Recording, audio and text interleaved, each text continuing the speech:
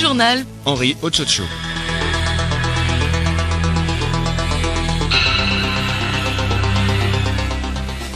Mesdames, Mesdemoiselles, Messieurs, bonjour. Les titres de ce journal, 20e Forum international économique sur l'Afrique en virtuel hier.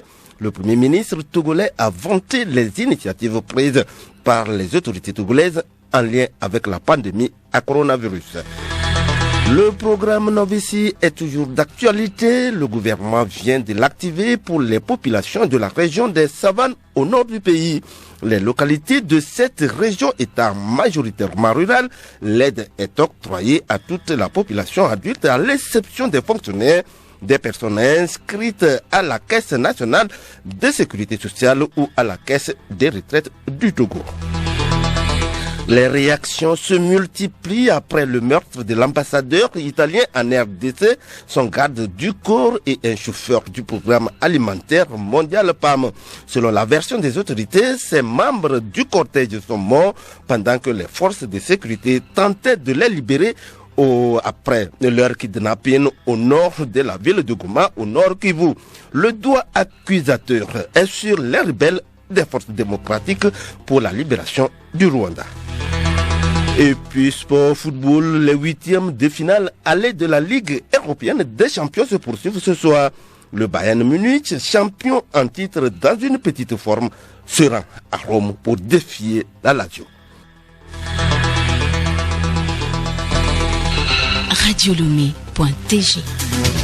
C'était là le titre, le développement. À présent, le Forum international économique sur l'Afrique s'est tenu en mode virtuel hier. Étaient invités les acteurs clés de l'économie pour un partage de points de vue. Il était également question de recueillir leurs propositions. L'événement, organisé par l'OCDE en partenariat avec l'Union africaine et l'Agence française de développement, vise à définir les priorités pour mettre en œuvre la ZLECAf et accélérer la transformation productive de l'Afrique. Comment les gouvernements africains peuvent-ils renforcer leur capacité d'emprunt et améliorer leur gestion de la dette? Quel rôle pour les coopérations libérales et multilatérales? Autant de sujets abordés au cours de cette rencontre. Grâce Goto. Le Premier ministre togolais Victoire Toméga-Dogbe a pris part hier à ce forum international économique sur l'Afrique. C'était un partage en mode virtuel qui a permis à la chef du gouvernement togolais de vanter les politiques sanitaires et sociales lancées par son gouvernement, non seulement dans le cadre de la crise sanitaire, mais dans une perspective à long terme. Cette rencontre constitue une véritable plateforme de l'espoir. Nous devons investir dans notre futur, a déclaré le Premier ministre Dogbe. Pour rappel, la récession économique mondiale provoquée par la Covid-19 frappe durement les pays africains. En 2020, par exemple, 41 économies africaines ont connu une baisse de leur produit intérieur brut. C'est pourquoi le Premier ministre a estimé que, je cite, « Le moment est venu de prendre des mesures audacieuses et coordonnées pour booster l'économie africaine. » Fin de citation. Au-delà de la diversité des situations nationales, cette crise a indéniablement pointé deux obstacles majeurs auxquels les stratégies post-Covid doivent s'attaquer pour enclencher en Afrique la dépendance à l'égard des marchés extérieurs et l'incapacité des secteurs économiques formels à créer suffisamment d'emplois de qualité. Économie toujours, le programme Novici est toujours d'actualité. Le gouvernement vient de l'activer pour les populations de la région des savanes au nord du pays, comme nous le précise ici Milek Agbokou. Il s'agit des populations des préfectures de Senkase, Kpenjal Ouest, Oti Sud, Tandjouaré et Tone. Selon le communiqué du gouvernement, ce programme Novici a été lancé dans ces préfectures à compter de ce lundi 22 février 2021 pour une durée de 2 semaines. Les populations des préfectures susmentionnées vont bénéficier d'une tranche d'aide, soit 6 125 francs CFA pour les femmes et 5 250 francs CFA pour les hommes. Les localités de cette région étant majoritairement rurales, l'aide est octroyée à toute la population adulte, à l'exception des fonctionnaires, des personnes inscrites à la Caisse nationale de sécurité sociale et ou la Caisse de retraite du Togo. Les prérequis pour bénéficier de Novici restent inchangés, à savoir avoir une carte d'électeur valide postérieure à l'an 2018, S'inscrire en composant étoile 855 dièse, puis choisir l'option 1, s'inscrire au programme Novici et fournir ensuite les informations demandées. Le gouvernement invite par ailleurs ces populations à la vigilance pour se prémunir contre d'éventuelles tentatives d'usurpation d'identité ou de fraude. Il exhorte également toute la population togolaise au respect des mesures barrières. Lancé depuis le 8 avril 2020, le programme Novici a fait plus de 500 000 bénéficiaires avec près de 11,9 milliards de francs CFA déboursés par le gouvernement. Le dit programme a été conçu pour accompagner les personnes les plus vulnérables face aux mesures restrictives mises en place par le gouvernement dans le cadre de la lutte contre la propagation du coronavirus. Toujours en page nationale, l'ambassadrice de France au Togo, Jocelyne Cabarello, est en déplacement depuis hier lundi à l'intérieur du pays pour une semaine. Elle a consacré sa première étape à la ville d'Atakpamé où elle a été reçue hier par la maire Florence Yawa Kouigan, présidente de la fêtière des communes du Togo, Marie-Claire Pagnou. La diplomate s'est informée au sujet de la mise en œuvre de la décentralisation et des activités menées par la fêtière des communes du Togo. L'entretien a porté sur les compétences des communes, espaces de démocratie de proximité dotés de la clause de la libre administration ainsi que de ressources propres qui doivent leur permettre de contribuer au développement des territoires, indique un communiqué de l'ambassade. La coopération décentralisée constitue un lien d'une grande vitalité entre le Togo et la France, à même d'accompagner les communes togolaises dans l'exercice de leurs nouvelles prérogatives. Entre 2015 et 2019, les collectivités territoriales françaises ont apporté un soutien aux communes et collectivités togolaises pour un montant total de 7,1 millions d'euros. En 2019, avec 1,35 million d'euros, le Togo était le 10e plus grand bénéficiaire de la coopération décentralisée conduite par les collectivités territoriales françaises. Les échanges ont aussi été consacrés aux enjeux de développement de la ville. La France entretient des liens d'amitié anciens avec la ville d'Atakpamé, jumelés avec Niort depuis 1958. Atakpamé abrite un cimetière militaire français qui a été réhabilité en 2019. L'Agence française de développement AFD apporte un soutien multiforme à cette ville dans les secteurs de l'éducation, de la santé et de l'énergie. Marie-Claire Pagnou. Il est 12h38 sur les antennes de Radio Lomé.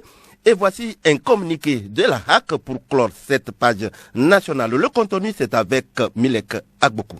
Il a été donné à la haute autorité de l'audiovisuel et de la communication HAC de constater, suite à diverses plaintes et informations, que certains journalistes ou directeurs de publication se livrent à des manœuvres et tentatives de chantage et d'escroquerie auprès de paisibles citoyens. Ainsi, sous le prétexte de détenir des informations les mettant en cause dans leur vie privée ou professionnelle, ces journalistes exigent de leur cible de l'argent en contrepartie de la non-publication ou diffusion de celle-ci. D'autres journalistes reçoivent de l'argent de certaines personnes dans le but de publier des articles incriminant des citoyens sans user de procédés professionnels en vue de recouper et de vérifier les informations en leur possession.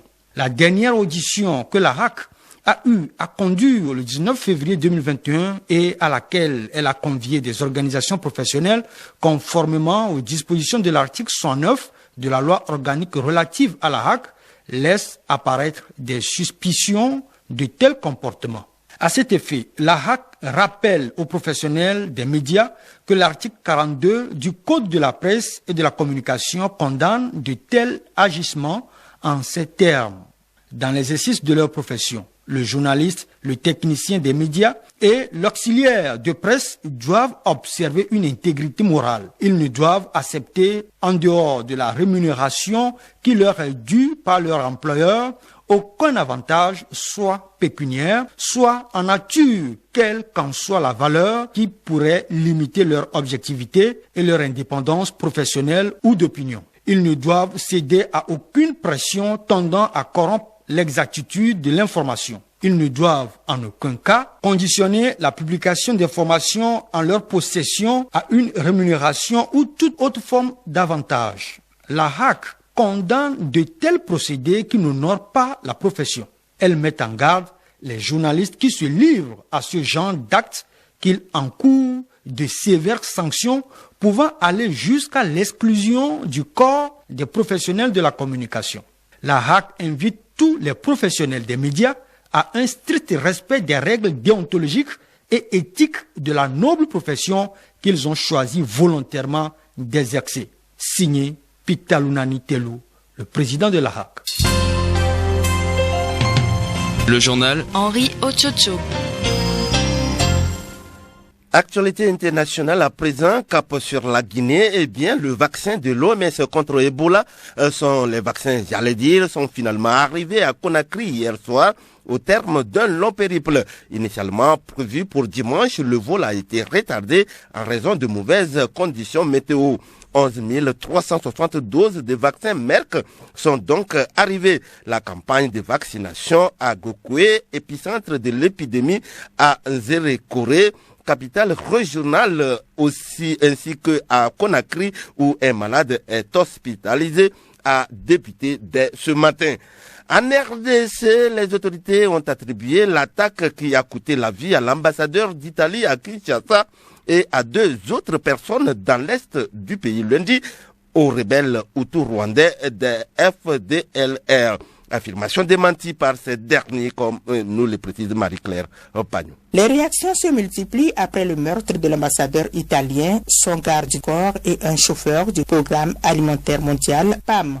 Selon la version des autorités, ces membres du cortège sont morts pendant que les forces de sécurité tentaient de les libérer après leur kidnapping au nord de la ville de Goma, dans le nord Kivu.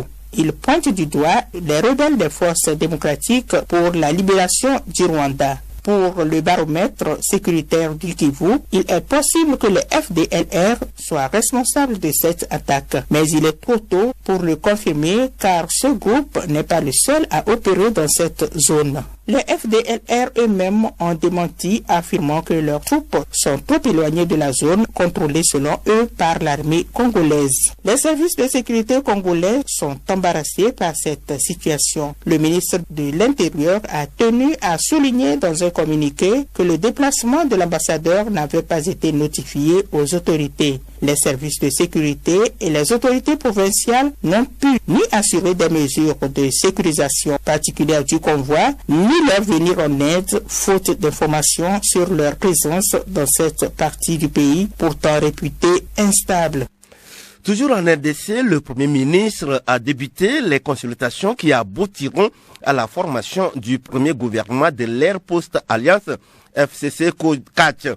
Des regroupements politiques, des organisations socio-professionnelles de la société civile seront reçus par le Premier ministre. La tâche ne sera pas facile pour Sama Lukonde qui doit consulter entre autres les 24 regroupements politiques qui composent l'Union sacrée, la nouvelle plateforme de Félix Tshisekedi. Les chefs des partis politiques, les députés et les sénateurs étaient invités par le Premier ministre. À chacune des délégations, Sama Lukonde a présenté le processus qui conduira à la formation du nouveau gouvernement. Il a égrené les axes principaux de son programme qui tournent notamment autour de la sécurisation de la partie est du pays et de la lutte contre la pauvreté. Il a aussi présenté les critères pour faire partie de cette équipe. Moralité, intégrité, compétence, expérience et un casier judiciaire vierge font partie des exigences du nouveau Premier ministre.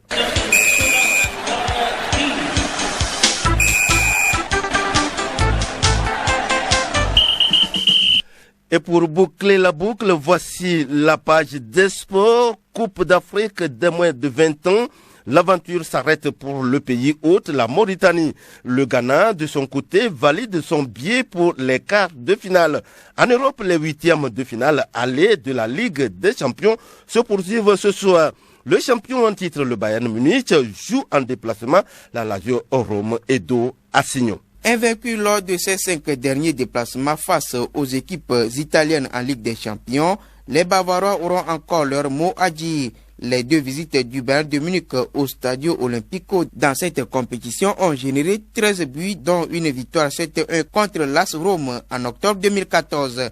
La Lazio Rome s'est invitée dans le top 16 de la Ligue des Champions pour la première fois depuis 20 ans. Et c'est aussi la première fois que les deux formations s'affrontent en compétitions officielles. Depuis la saison dernière, le Bayern de Munich a remporté 16 de ces 17 matchs de la Ligue des Champions avec une différence de buts cumulée de plus 48, soit 61 buts marqués contre 13 encaissés. Le Bayern de Munich se déplace en Italie avec plusieurs absences, notamment Serge Gnabry, Corentin Tolisso, Douglas Costa blessé, Benjamin Pavard, Thomas Müller testé positif au coronavirus.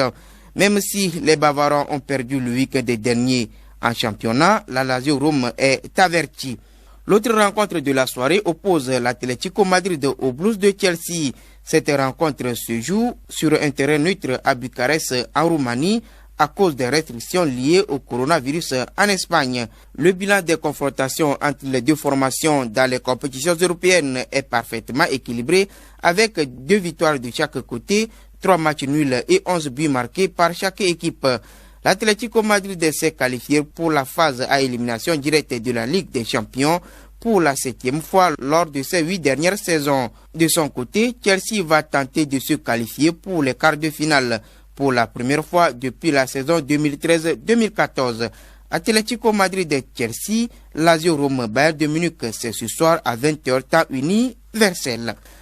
Retour sur le continent africain. Après le Cameroun, l'Ouganda, le Burkina Faso, la Centrafrique et la Tunisie, ce sont le Maroc, la Gambie et le Ghana qui se sont emparés des 3 derniers billets pour les quarts de finale de la CAN des moins de 20 ans à l'issue d'un dénouement fou dans le groupe C hier lundi. Dans le groupe B, la Tunisie a validé sa qualification en dominant la Tanzanie 3-0. En revanche, l'autre match du groupe C a réservé une rencontre surprise puisque la Gambie a renversé le Ghana 2-1 pour terminer deuxième du groupe devant le Ghana. Avec 4 points au compteur, le Ghana se qualifie tout de même avec la Tunisie parmi les meilleurs 3e, condamnant ainsi la Mauritanie, pays hôte de la compétition. Avec 3 points, l'aventure s'arrête pour les juniors mauritaniens.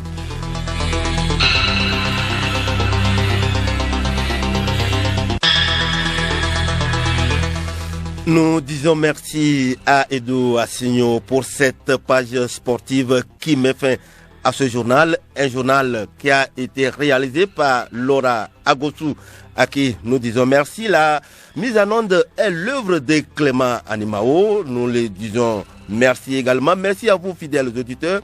Retenez pour l'essentiel que le 20e Forum international économique sur l'Afrique était en virtuel hier. Le Premier ministre togolais a vanté les initiatives prises par les autorités togolaises en lien avec la pandémie à coronavirus. Le programme Novici est toujours d'actualité. Le gouvernement vient de l'activer pour les populations de la région des Savanes au nord du pays. Les localités de cette région étant majoritairement rurales, l'aide est octroyée à toute la population adulte à l'exception des fonctionnaires, des personnes inscrites à la Caisse nationale de sécurité sociale ou à la Caisse des retraites du Togo. Bon après-midi à tous et à toutes.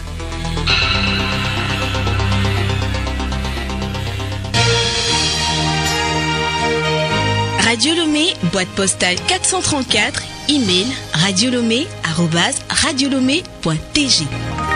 radiolomé.tg